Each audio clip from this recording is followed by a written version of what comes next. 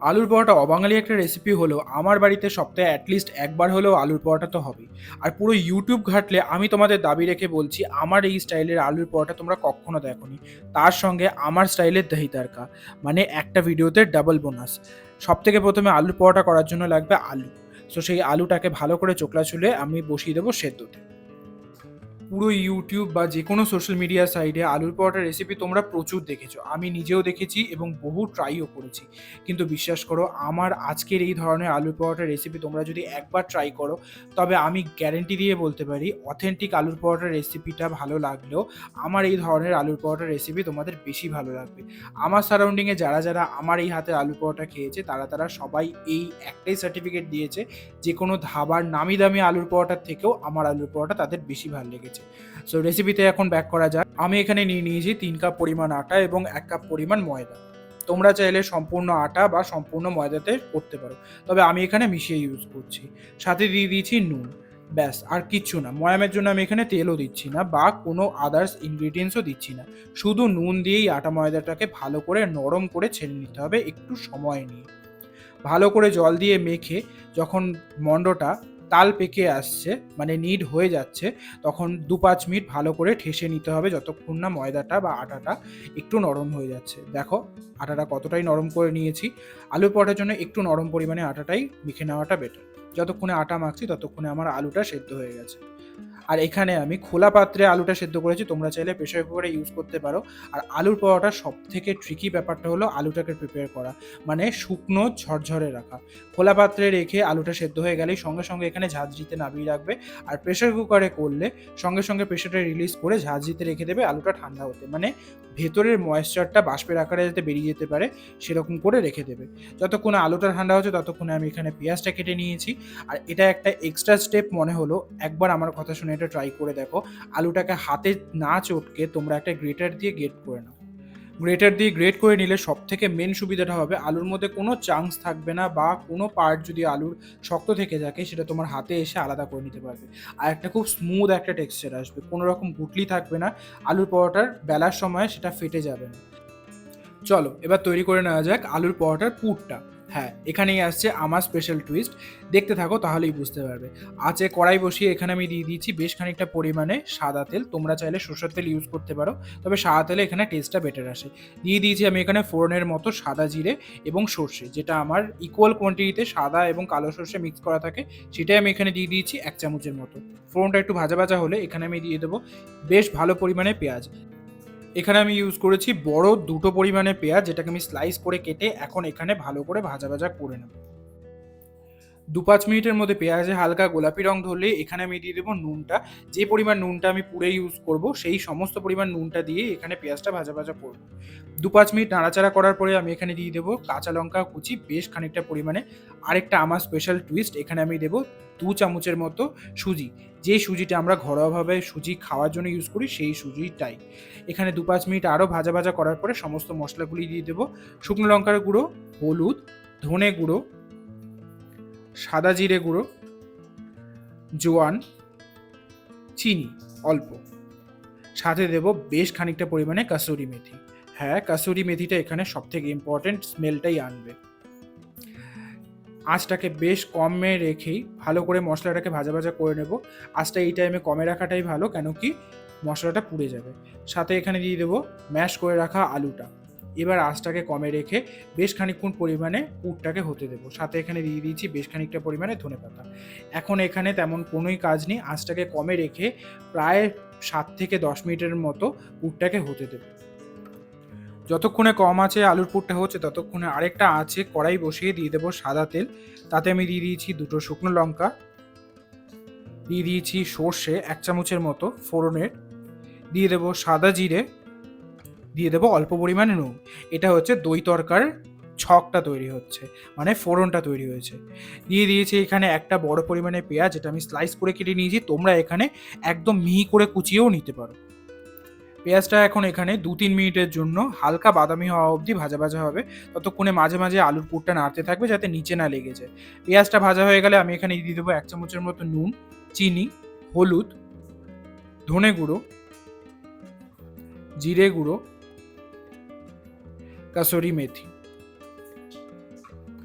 কাশ্মীরি লঙ্কার গুঁড়ো, গরম মশলার গুঁড়ো, পাতি, এলাচ, লবঙ্গ, দারচিনি দেওয়া গরম মশলার গুঁড়ো।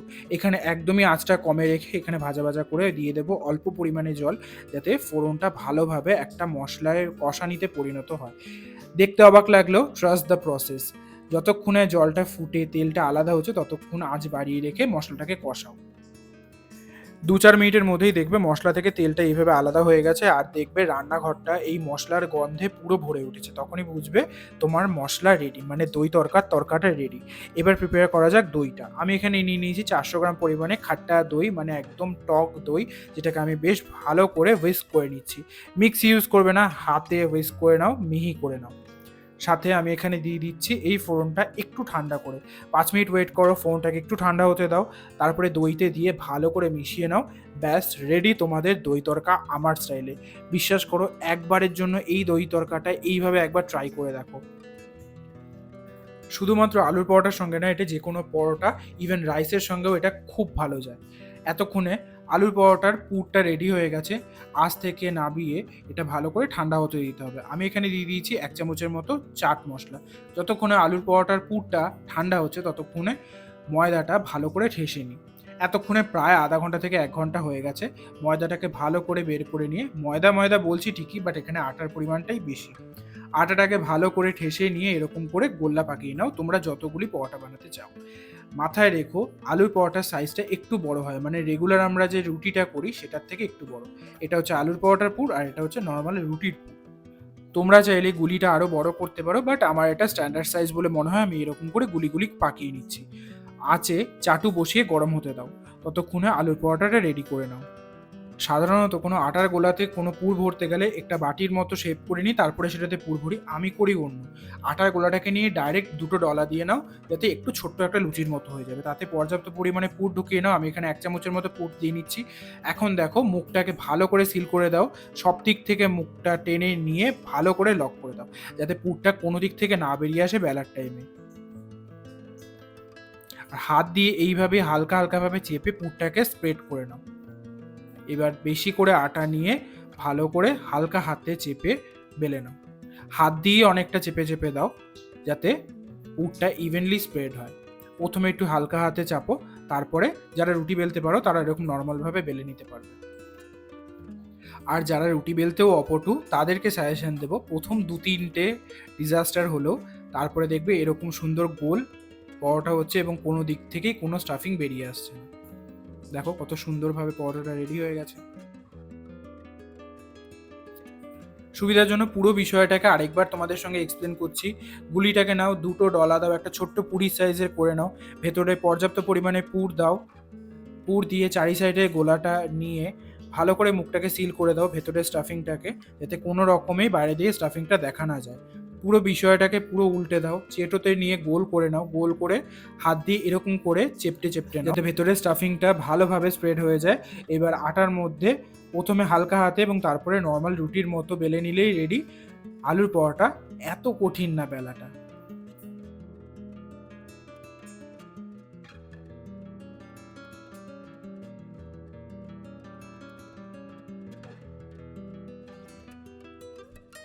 যতক্ষণে আলুর পরোটা বেলা হচ্ছে ততক্ষণে চাটু এদিকে দিতে গেছে। গরম চাটু দিয়ে দেবো আলুর পরোটাটা। একদিক ভালো করে সেঁকা হয়ে গেলে উল্টে দিয়ে সেঁকে নেবো আরেক দিক। আরেক দিকেও সেঁকা হয়ে গেলে এবার দিয়ে দেবো এখানে তেল। আমি এখানে কোনো রকমের বাটার বা ঘি ইউজ করিনি। তোমরা চাইলে এখানে তেল আর বাটার একসঙ্গে ইউজ করতে পারো। আমি যেটা মাঝে মাঝে করি, এই তেলের মধ্যে বাটারটাকে মেল্ট করে একসঙ্গে মিশিয়ে রাখি, সেটাও বড্ড ভাল লাগে। আর সবসময় মাথায় রাখবে একটা চিমটা বা কোনো কিছু দিয়েই পরোটাটা ওঠাবে, একবারে উল্টাতে গেলে গরম তেলটা নিজের গায়েতেই ছিটকে আসবে। ভালোভাবে দুটো দিক কড়া করে সেঁকে নাও, যাতে ভালো করে পরোটাটা সেঁকা হয়, কোনো দিক কাঁচা না থাকে। আমি এখানে যতটা কম তেল ইউজ করা যায় ততটা কম তেল ইউজ করছি, কিন্তু তোমরা চাইলে বাটার পর্যাপ্ত পরিমাণে বা তেল পর্যাপ্ত পরিমাণে ইউজ করতে পারো। ব্যাস একে একে সেঁকে নিলেই রেডি আজকের আলুর পরোটা। এবার পালা হচ্ছে প্লেটিংয়ের। তোমরা যে যটা ইচ্ছা নিজেদের প্লেটে তুলে নাও।